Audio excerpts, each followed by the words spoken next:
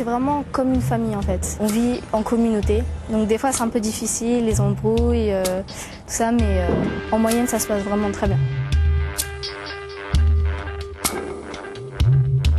Tout de suite là le regard, d'accord Perrine, hop tourne et regardez quelque chose, ne regardez pas dans le vide. La première sortie a toujours quelque chose d'angoissant. Évry, région parisienne. Les 5 titulaires de l'équipe de France de gymnastique rythmique affinent le programme. Fixe, fixe, fixe, fixe, fixe. Bon, tire plus ton genou Aurélia. Fort. Clara Huet a 15 ans et demi. Elle est en seconde. Comme les autres, elle s'entraîne 27 heures par semaine.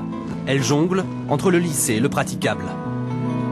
Il faut dire qu'on n'a pas beaucoup de repos entre les deux. C'est vraiment sport, études, sport, études. C'est sûr que c'est un peu dur à gérer.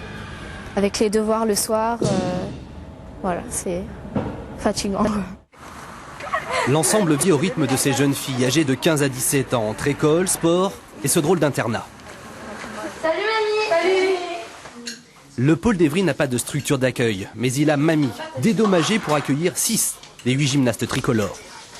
Elles font pas le mur? Non, on me demande la permission. Mais je ne veux pas les laisser d'aller trop loin parce que bon. Dans leur emploi du temps, pas de place pour la frivolité. Le programme de la semaine, c'est gymnastique rythmique, préparation physique, sans oublier 4h30 de danse. La veille de la compétition, elles sont à Thiers, lieu de l'épreuve. Elles répètent là où elles peuvent. On fait avec, on n'a pas forcément le sol idéal. C'est contre des barrières, ce qu'on peut trouver, quoi. Et ça arrive même qu'on le fasse contre un mur, parce qu'on n'a pas toujours une salle de danse à disposition. Mais c'est ça ou rien, quoi. Le dernier entraînement se déroule dans les conditions de la compétition. La lumière est bien différente, la tension monte aussi.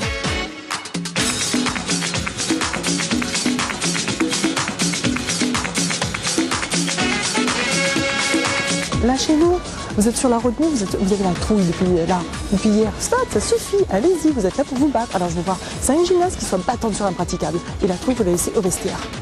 Ok, on est là pour la compète et pour se battre. D'accord? Alors je veux 5 gymnastes qui se battent. Arrêtez d'avoir peur. C'est clair? Les Françaises travaillent le programme de Cerceau-Massu depuis le mois d'août, celui du ruban depuis octobre seulement. Chaque prestation dure 2 minutes 30, elles le savent, elles sont un peu justes. Le stress, ça consomme encore plus de l'énergie, mais quand même les enchaînements ils sont rapides. C'est quand même 2 minutes 30 où on n'arrête pas et déjà ça c'est fatigant, quoi. La gymnastique rythmique est une affaire de sport et d'esthétique. 9h30, Hôtel des Bleus, jour de compétition, leur première sortie devant les juges. Là, on a testé une nouvelle coiffure là, cette année et donc je l'avais trouvée et pour l'instant, il n'y a que moi qui sais la faire, mais après, je pense qu'on va tout apprendre à se la faire individuellement.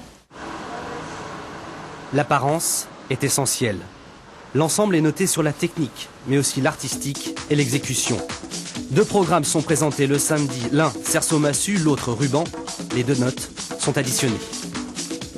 Et surtout dynamique.